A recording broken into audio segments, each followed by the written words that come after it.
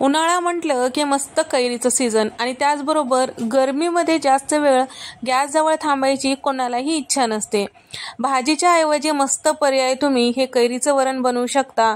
मस्त चटपटीत असं हे कैरीचं वरण होतं, तुम्हाला भाजीची गरज पडणार नाही। अत्यंत चविष्ट असं साध्या सोप्या पद्धतीचं कमी मेहनतीमध्ये कैरीचं वरण कसं करायचं ते पाहूया। तुम्हाला एक विनंती आहे, माझ्या रेसिपीज जर तुम्हाला आवडत असतील तर नक्की व्हिडिओला लाईक करा। तर या इथे मी आधी वरण शिजवून घेणार आहे। त्यासाठी इथे मी घेतलेला आहे पाऊण वाटी इतकं तुरीची डाळ, साधारण 4 चमचे इतकं मुगाची डाळ। तर सालीची मुगाची डाळ घेतलेली आहे, तुमच्याजवळ जर पॉलिशची असेल तर ते तुम्ही घेऊ शकता। आता ही मुगाची डाळ आपल्याला 2 ते 3 पाण्याने स्वच्छ धुवून घ्यायचं आहे। त्यानंतर यामध्ये आपल्याला टाकायचं आहे कैरीच्या फोडी। तर कैरी जी आहे साल काढून त्याच्या बारीक फोडी चिरून घेतलेल्या आहे। ज्या वाटीने आपण डाळ घेतलेली होती त्याच वाटीने अर्धी वाटी इथे मी कैरी घेतलेली आहे।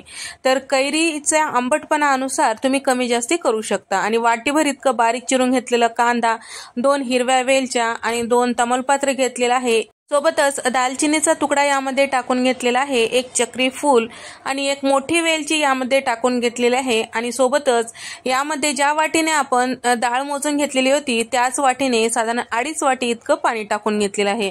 तर शिजते वेळेसच कांदा, कैरी आणि बाकीचे सगळे जिन्नस टाकल्यामुळे डाळीला छान असं चव येते, वरण मस्त खमंग बनतो। सोबतच 1 चमचाभर तूप टाकून घेतलेलं आहे। झाकण लावून गॅसचा फ्लेम कमी करून 3 शिट्ट्या काढून घ्यायचा आहे। तोपर्यंत आपण यासाठी लागणारा ठेचा तयार करून घेऊया। तर इथे मी साधारण 8 ते 10 हिरव्या मिरच्या कमी तिखटाच्या घेतलेल्या आहे आणि पाव कप इतकं सुकं खोबरं घेतलेलं आहे आणि सोबतच 7 ते 8 लसणाच्या पाकळ्या, 2 इंचाचं आलं, 1 चमचाभर जिरे टाकून घेतलेलं आहे। आता याचा ठेचा तयार करून घेऊया।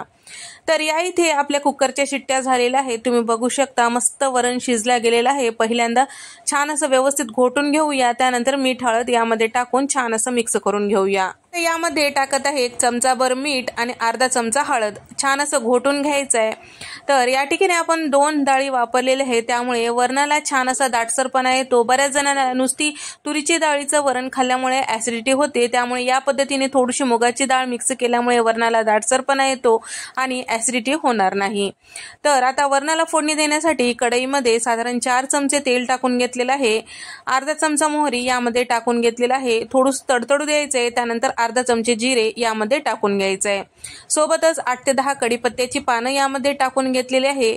तर या ठिकाणी तयार करून घेतलेलं ठेचा सुद्धा यामध्ये टाकून घेत आहे आणि बारीक चिरून घेतलेली कोथिंबीर यामध्ये टाकून घेतलेली आहे। तर ठेचा थोडंसं तेलामध्ये परतून घ्यायचं आहे, जेणेकरून याचा खमंग फ्लेवर फोडणीमध्ये उतरतो आणि वरणाला छान असं खमंगपणा येतो।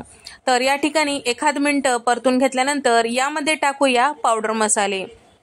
तर इथे मी टाकत आहे बेसिक पावडर मसाले, जे दररोजच्या वरणात वापरतो तेच। तर इथे मी टाकत आहे 1 चमचाभर धने पावडर, अर्धा चमचा काळा मसाला किंवा गरम मसाला, अर्धा चमचा जिरे पावडर। सगळे मसाले टाकून घेतल्यानंतर शिजून घेतलेलं वरण यामध्ये टाकून घ्यायचं आहे आणि सोबतच चवीपुरतं मीठ टाकून घ्यायचं आहे आणि त्याचबरोबर सगळं छान व्यवस्थित मिक्स करून घ्यायचं आहे। तसेच तुम्हाला वरण कितपत दाटसर आणि पातळ आवडते त्यानुसार तुम्ही पाण्याचं प्रमाण ठरवू शकता। तर साधारण इथे मी 1 ग्लासभर इतकं पाणी कुकरमध्ये टाकून घेतलेलं होतं, ते पाणी यामध्ये टाकून सगळं छान व्यवस्थित मिक्स करून घेतलेलं आहे। 1 मिनिट छान असं शिजवून घ्यायचं। 1 मिनिट छान वरणाला उकळी आल्यानंतर आपलं चटपटीत खमंग फ्लेवरचं कैरीचं वरण इथे तयार झालेलं आहे। तर या वरणाचं फ्लेवर मस्त आणखीन खमंग येण्यासाठी यावर 1 तडका देऊया। तडका दिल्यामुळे एकतर मस्त खमंग फ्लेवर येतो आणि तुपाचा स्वाद मस्त वरणामध्ये उतरतो। तर इथे मी साधारण 3 चमचे तूप तडका पॅन मध्ये गरम करून घेतलेला आहे, पाव चमचा हिंग टाकून घेतलेला आहे आणि 8 ते 10 लसणाच्या पाकळ्या बारीक चिरून घेतलेल्या यामध्ये टाकून घेतलेला आहे। सोबतच यामध्ये 2 सुक्या लाल मिरच्या तोडून यामध्ये टाकून घेतलेला आहे, अर्धा चमचा बेडगी मिरची पावडर सुद्धा वरणाला रंग छान येण्यासाठी टाकून घेतलेला आहे। सगळं छान व्यवस्थित मिक्स करून घ्यायचं आहे आणि गरमागरम तडका ह्या वरणावर टाकून घ्यायचा आहे। तर या ठिकाणी मस्त चटपटीत खमंग फ्लेवरचं हे वरण तयार झालेलं आहे। तर हे वरण तुम्ही भाकरीसोबत, चपातीसोबत, भातासोबत खाऊ शकता।